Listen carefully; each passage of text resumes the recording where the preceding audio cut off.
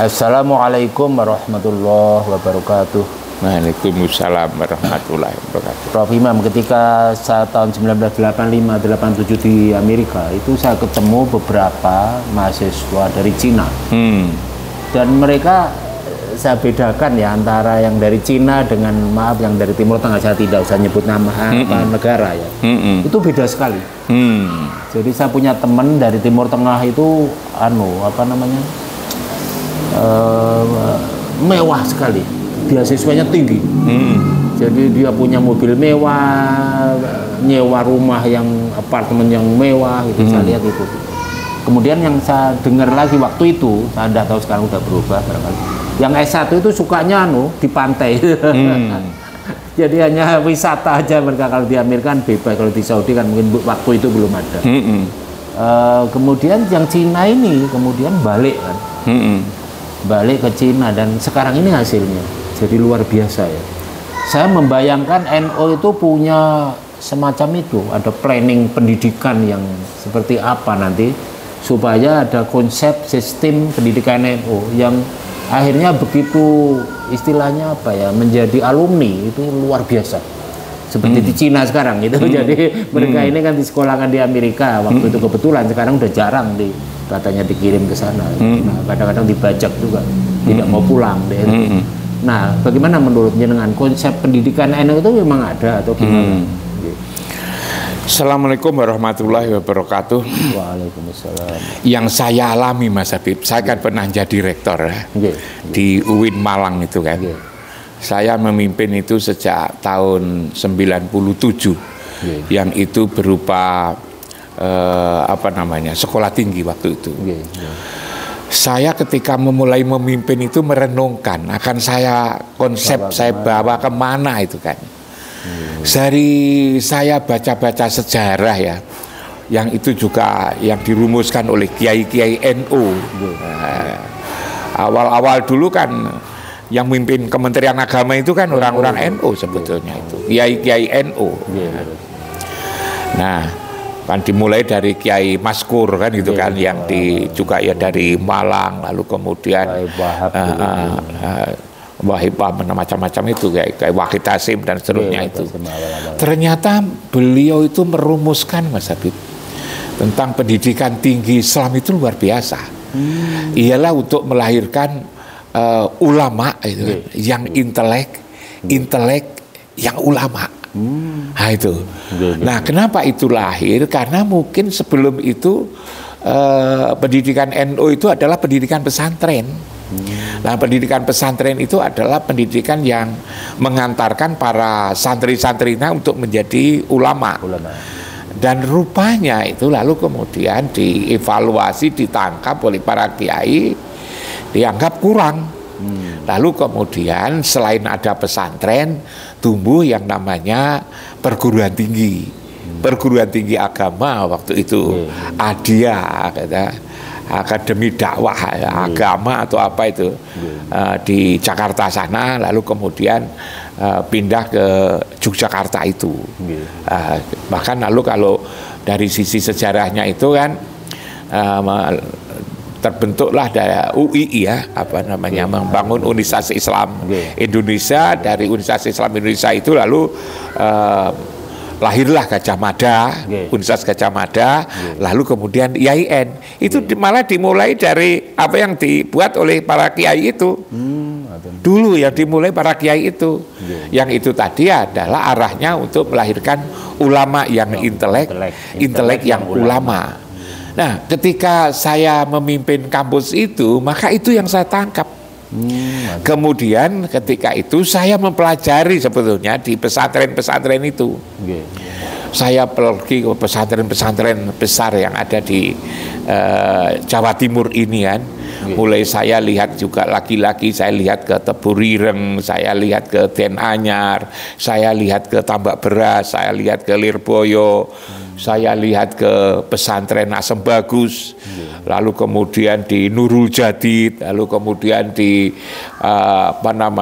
Langitan itu Mas Habib, lalu kemudian saya lihat beberapa perguruan tinggi besar yang ada di Madura itu, mulai dari Bangkalan sampai Sumeneb.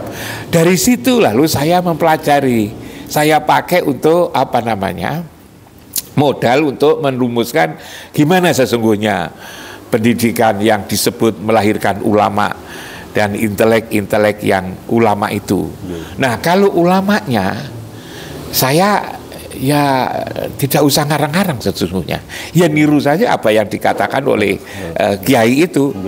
Karena itulah lalu untuk melahirkan ulama, ya, perguruan tinggi tadi kan katakan melahirkan ulama, maka di kampus saya lengkapi dengan pesantren itu, yang saya sebut sebagai ma'had itu.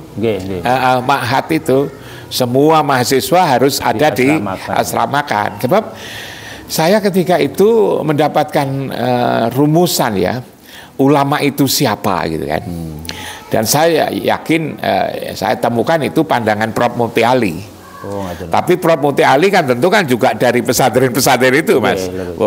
Mufti Ali itu juga, Prof. Mufti Ali juga orang pesantren. Beliau juga ngaji di Termas, di Pacitan sana. Nah, saya juga belajar juga ke sana, tapi bukan belajar ngajinya, belajar bagaimana sesungguhnya filosofi daripada pesantren itu.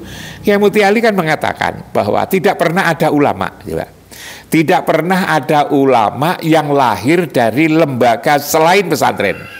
Ada buku kecil, buku kecil yang ditulis oleh Prof. Mufti Ali, tidak pernah ada ulama dari lembaga selain pesantren. Jadi kalau misalnya kita membuat perang tinggi, lalu kemudian untuk melahirkan ulama, ya tidak jadi-jadi. Rumusannya. Iya, sebab kalau ulama itu sebetulnya para kiai itu tidak sekedar tahu, tapi juga menjalankan. Tapi lalu kemudian mengapa bisa mengalami itu kan menumbuhkan rasa, Mas. Rasa ini kan tidak bisa diajarkan. Kalau pengetahuan masih bisa ditransfer, tapi kalau rasa kan tidak bisa. Maka lalu kemudian mengalami, di pesantren itu mengalami. Dari situ lalu saya lengkapi universitas kampus yang saya pimpin itu dengan ma'had. Awal-awal saya juga mendapatkan perlawanan, orang tidak percaya, masuk lalu di kampus ada pesantrennya awal-awal. Tapi lalu setelah ternyata hasilnya bagus, orang lalu mendukung, dan itu sudah menjadi tradisi, bahkan lalu juga dikembangkan di berbagai perguruan tinggi. Sekarang perguruan tinggi kan mengatakan ada ma'hadnya, madrasah dia bilang ada ma'hadnya, kan itu kan. Itu dulu dari situ, dan itu adalah saya belajar dari pesantren-pesantren itu dulu, kalau saya mau jujur seperti itu. Sehingga kalau saya mengatakan apakah NU punya konsep, Mas Habib, NU punya konsep, saya dengan tegas mengatakan iya.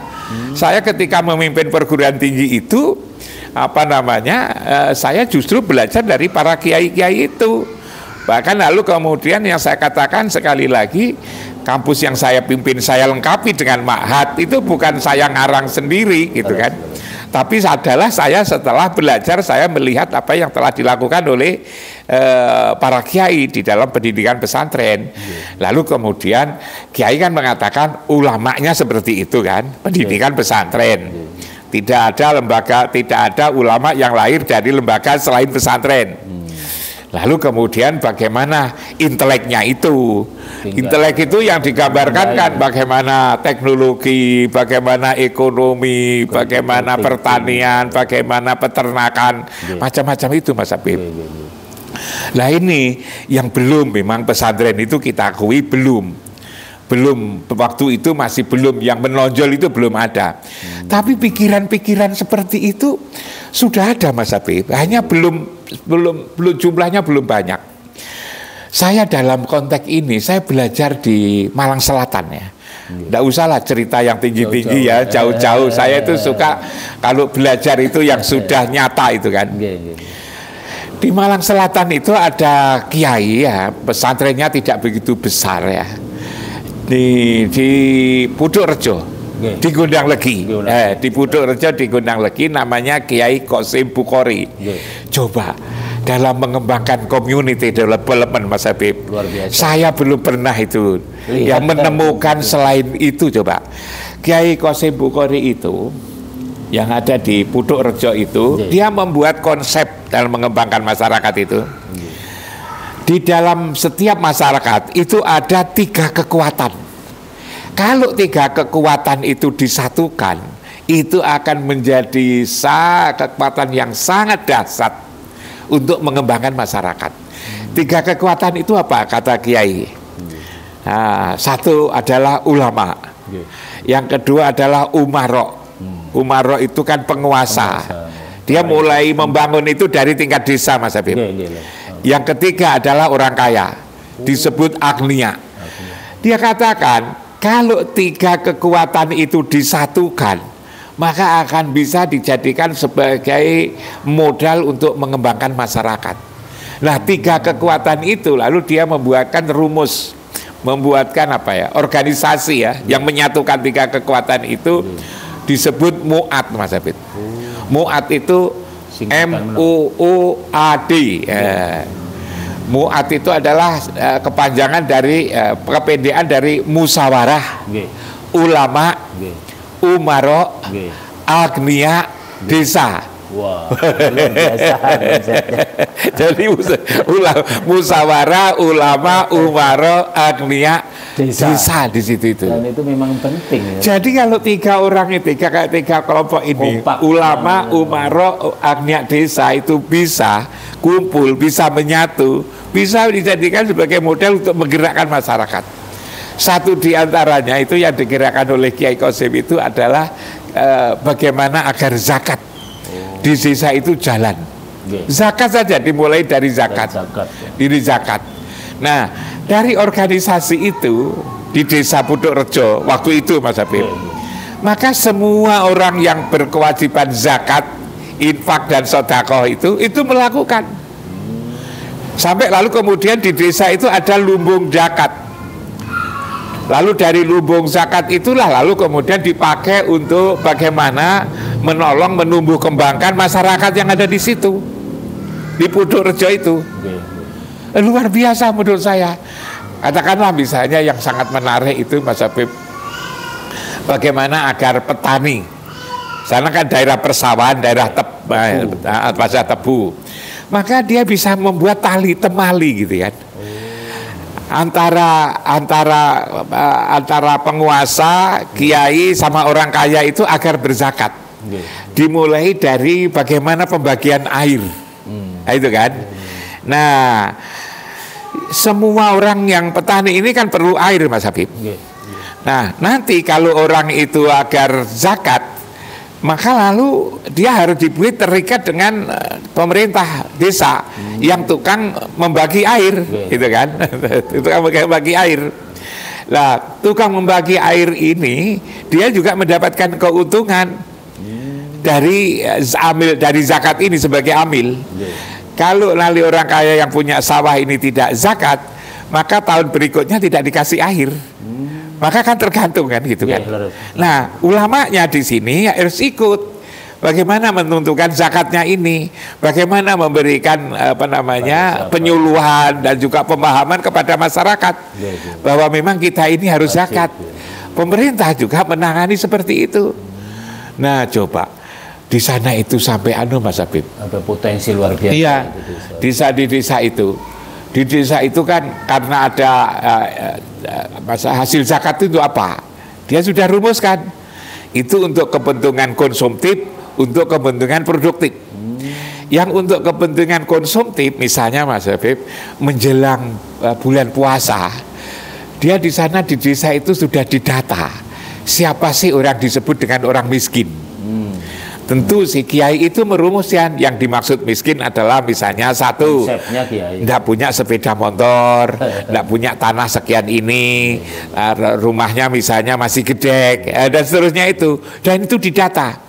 Nah, orang miskin itu menjelang puasa dikumpulkan di balai zakat itu.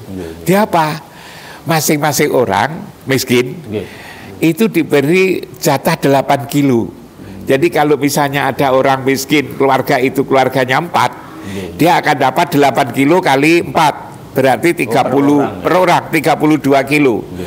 Maka dipastikan bahwa pada bulan puasa ini orang miskin ini berpuasa sudah tidak tercukupi berasnya.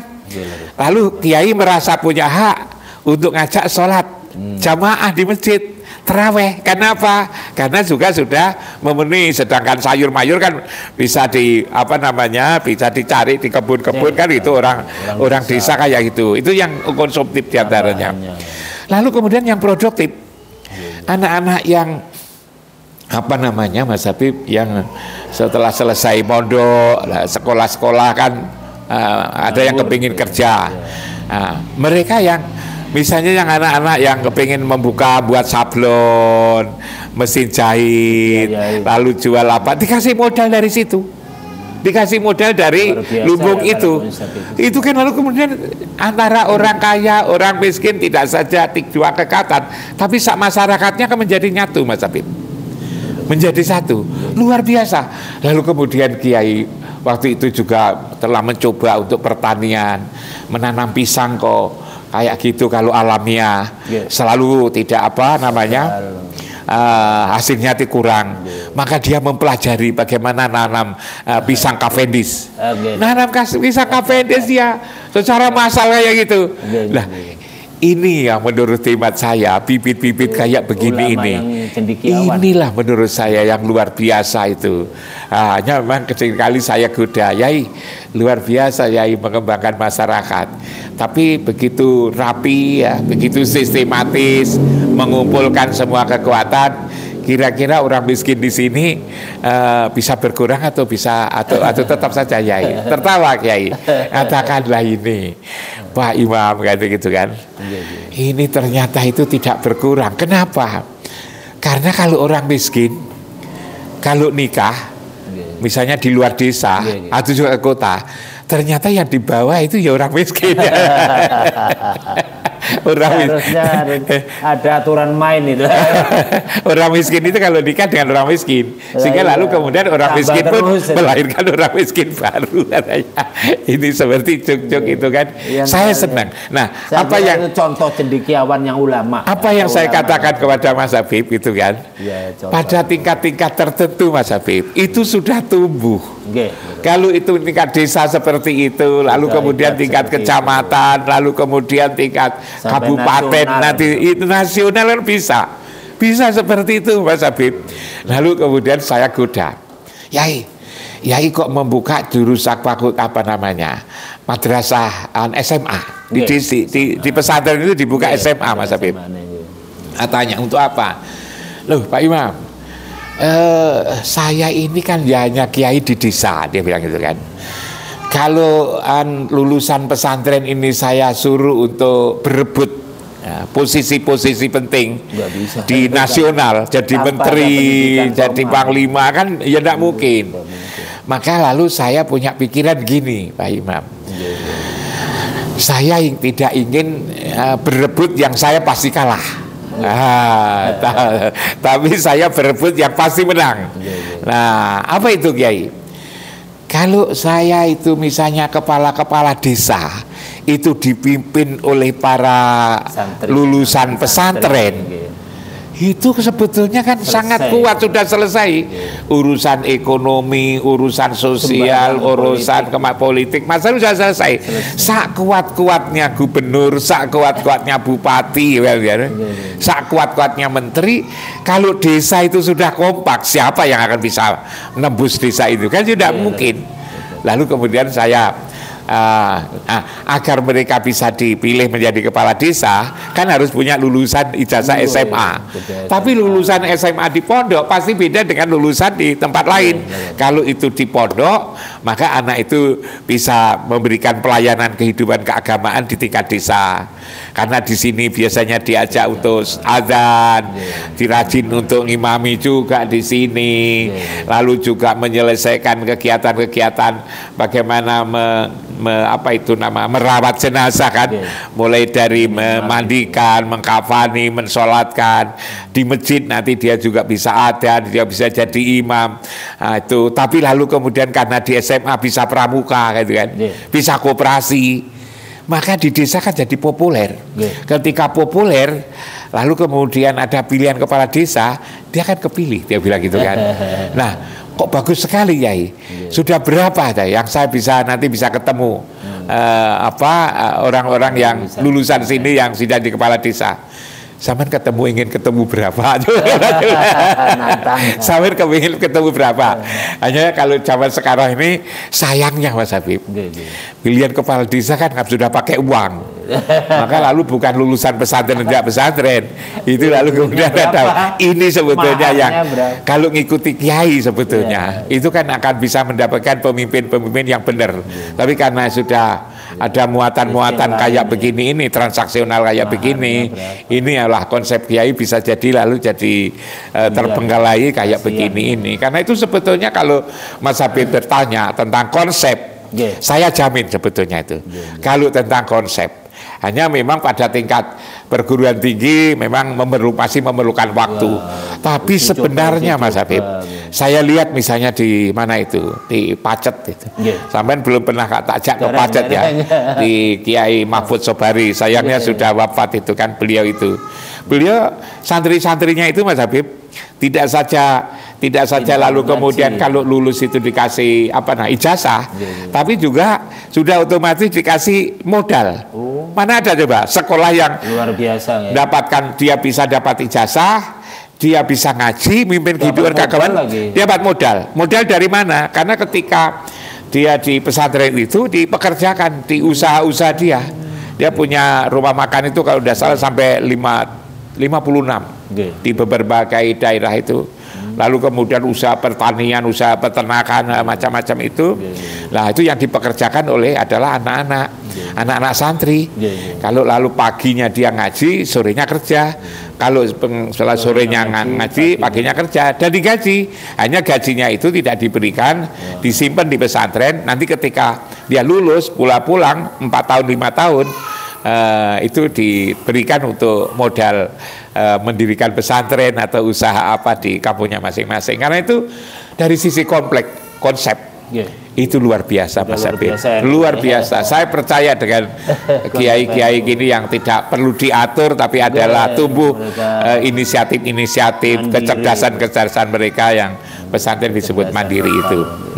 Matur nuwun, mudah-mudahan ini menjadi pencerahan lagi. Jadi insya Allah saya ingin melihat ya beberapa tahun lagi akan terjadi seperti ini ya, mudah-mudahan. Dan dimulai dari pesantren, dimulai dari sekolah-sekolah di umum ya, yang tadi itu yang UIN yang ada pesantrennya juga, jadi campuran antara pesantren dan sekolah umum ini luar biasa sebenarnya. Saya kira itu yang kita bahas.